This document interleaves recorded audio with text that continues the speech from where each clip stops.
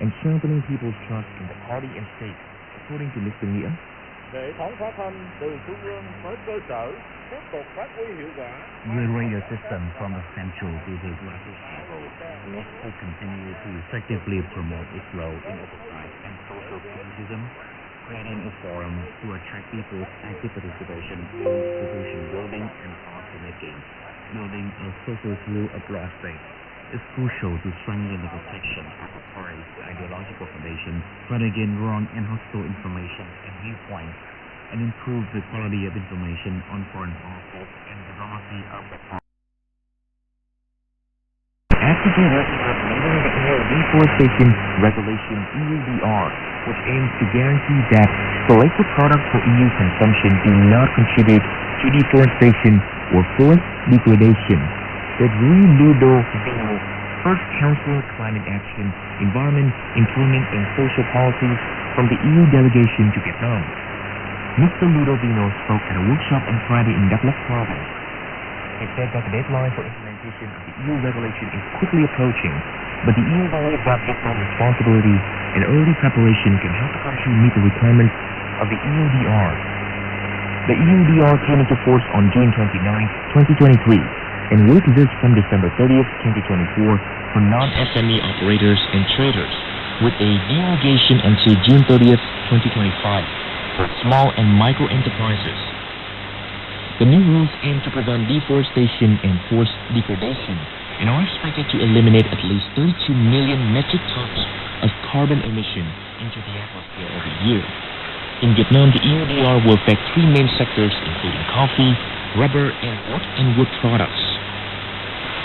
Vietnam's economy recovered rapidly in the first half of 2024 after a challenging period at the end of 2022 and early 2023, thanks to its government drastic action, according to Paulo Medes, head of the International Monetary Fund, IMF 2024 Article 4 mission to Vietnam.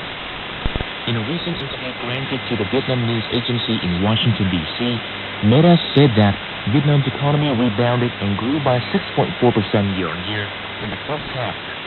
He attributed this to thriving export and action taken by the government and the State Bank of Vietnam, such as reducing interest rates and increasing public investment in wages. Regarding prospects for the second half, he forecasts the Vietnamese economy will continue to recover, but at a slower pace, and may expand by over 6% for the whole year. Medes warned of challenges including inflation, the aging population, climate change, and low productivity. More than 100 typical dishes of southern localities are being introduced at the Taste of the South culinary festivals that opened in Ho Chi Minh City on Thursday. Visitors to the 4-day event have a chance to enjoy a diversity of specialties of the region, such as Western noodles with fish sauce, sa đéc noodle, and fried pancake with fresh vegetables. They can also experience traditional products of the land crisscrossed by numerous rivers, enjoy cultural activity, and enjoy art performances at the festivals, which draws a large number of hotels and restaurants.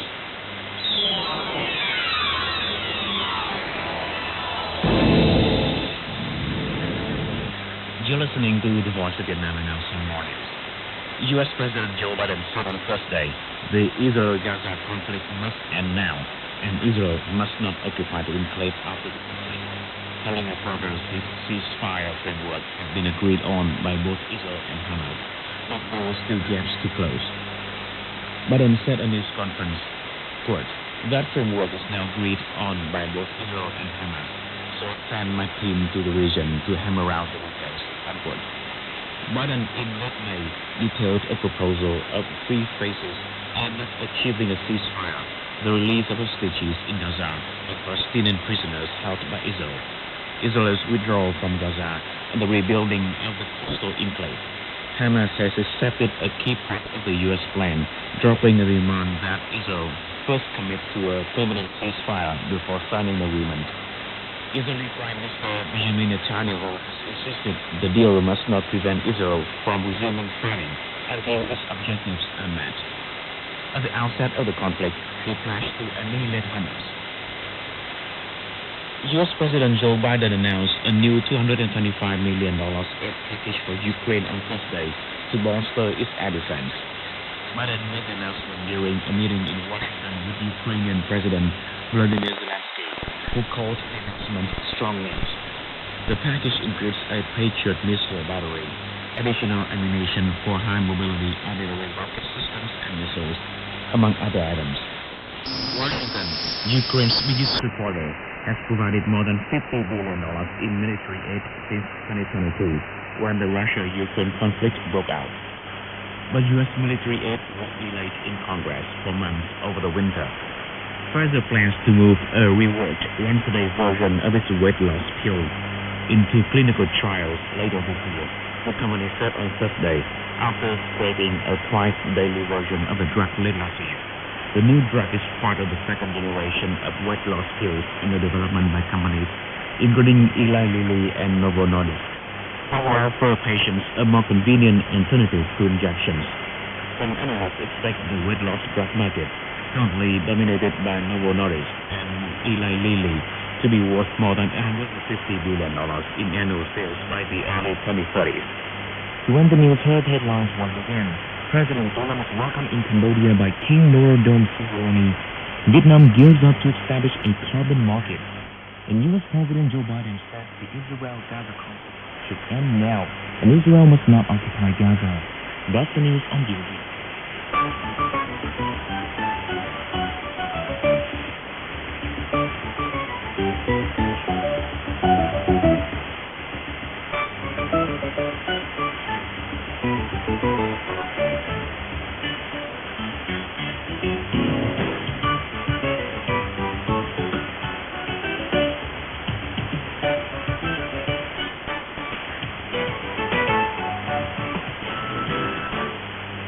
And next on VOV Weekend Current Affairs, NATO's 75th Anniversary Summit held in Washington, D.C. on Tuesday and Wednesday decided major orientation for its operations in the next 3 decades.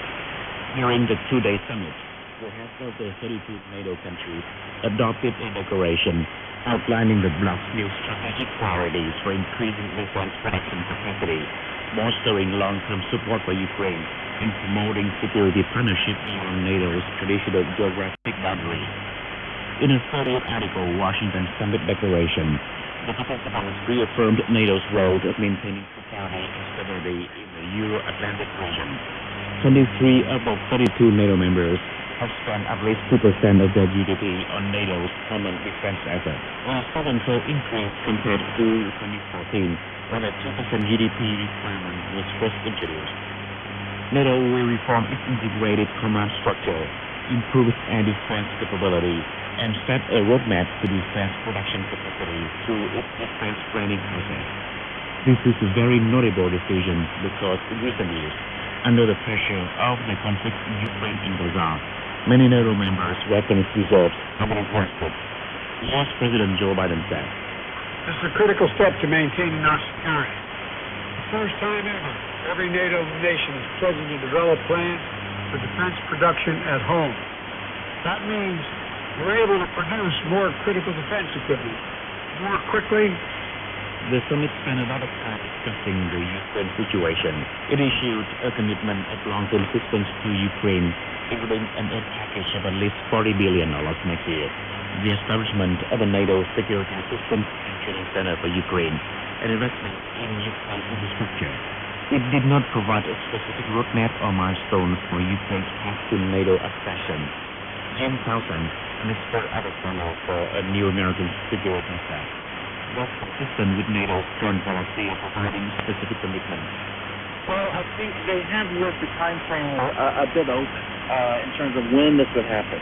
They talk about the end of the war, but for right now, I think for this summit, the emphasis would be on military assistance and less on a definite time scale or a definite invitation and beginning of talks. That won't be on the agenda tomorrow. The U.S. internal political situation affected the NATO summit, responding to an observation that NATO is rushing to implement a number of policies, especially one related to Ukraine, before the U.S. presidential election later this year. NATO Secretary General Jens Stoltenberg downplayed the significance. Prior to the summit, German Foreign Minister Annalena Baerbock said, In the long term, Europe needs to play a larger role in NATO to avoid being affected by U.S. political developments. Und niemand weiß, wie die nächsten Wochen und Monate ausgehen werden. No one knows what the coming weeks and months will look like. But what they all know is that, regardless of the election outcome in the U.S., NATO must be becoming more European in order to remain transatlantic. Another controversial issue at the summit was NATO's expanding influence beyond Europe and North America. For the fourth consecutive year, NATO invited the leaders of Japan, South Korea, Australia, and New Zealand to its summit. NATO's increased involvement in the Indo-Pacific has raised concern from some countries about the risk of increased tensions and geopolitical fragmentation in this extremely sensitive region.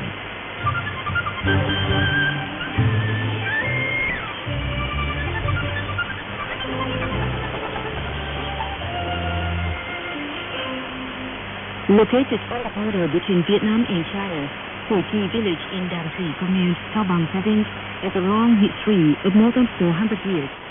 As an eco-tourism village and one of the most popular tourist destinations in Trung Khánh district. Home to 100 Thai ethnic minority families, Hue Chi village is surrounded by mountains and forests.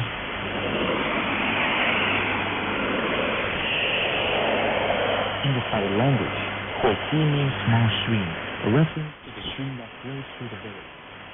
Hue Chi village has a unique building with house built of stone and built with yin-yang tiles. The road leading to the village is paved with cobblestones. Fences separating the houses are made of elaborately stacked stones. In the Thai belief, mountain stones represent their god, who has the power to protect them and bless them with a peaceful life. Nguyễn Kim Phong, the owner of Thai Homestay, said, Ngôi làng đá cổ Hue Chi có những cái nếp nhà sàn bằng đá, bằng măng mái. The unique feature of the Hue Chi village is its arrowhead, particularly the stone-sealed houses covered with yin and yang roofs that other localities don't have. Hue Chi has another advantage for tourism development. It's located 2 kilometers from Ban Dốc Waterfall and 800 meters from Rau Cave. In recent years, Hue Chi village has been attracting crowds of tourists, and on the weekends, the village is full of tourists and the rooms are fully booked. Since 2009, the local Department of Culture, Sports and Tourism has invested in making Hue Chi village a Thai ethnic culture and tourism village. Lương Văn La, head of the Culture and Information section of Trung Khánh District, said, Since 2016, households in Hue Chi village have deployed the homestay services model to develop community-based tourism and boost local income. The Thai Cultural Village project in Hue Chi has attracted 17 households offering homestay services. Hue Chi's tourism products are closely linked with the Thai culture, and the project has become a highlight of community-based tourism development in Southern province. 3 of the 17 homestays in Hue Chi village are new and combine traditional and modern architecture. Hoàng Thị Khánh is the owner of the 4th Orchid Homestay. Homestay Lan Đình nhà em thì là xây cách đây hơn 1 năm. My homestay was built more than a year ago. Reflecting the local culture, it was built of stone. To cater to the customers, we built smaller private bedrooms instead of a large dormitory room. The homestay has 9 rooms and can accommodate up to 34 guests. And the foreign tourists are mostly French, Dutch, American, or Spanish. From September to November and after the Lunar New Year are the peak seasons for tourism in Hue Chi village.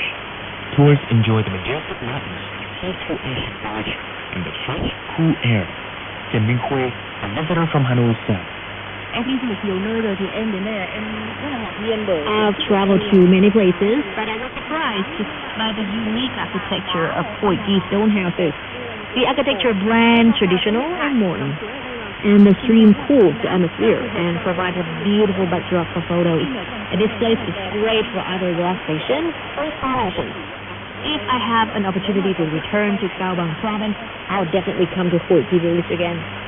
Hue Chi offers a variety of tourism services, Thai ethnic cuisine and craft items, a musical instrument, bamboo dancing, and pan singing, a UNESCO recognized intangible heritage of humanity.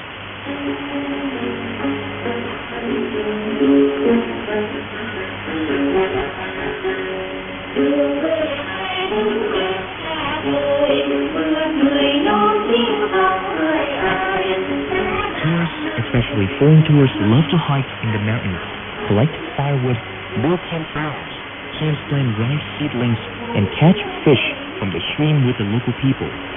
Redorme Mahi, a French tourist theme of part-time ça. Je voulais rappeler ici, dormira pas loin. Je dormais juste. I stayed in the day ethnic village and had a wonderful night. The internet makes exchanging information between tourists and locals very easy. And the villagers are friendly and hospitable and good at doing tourism. In 2008, Huiki was recognized by the Ministry of Culture, Sports and Tourism as a typical traditional ethnic minority cultural village.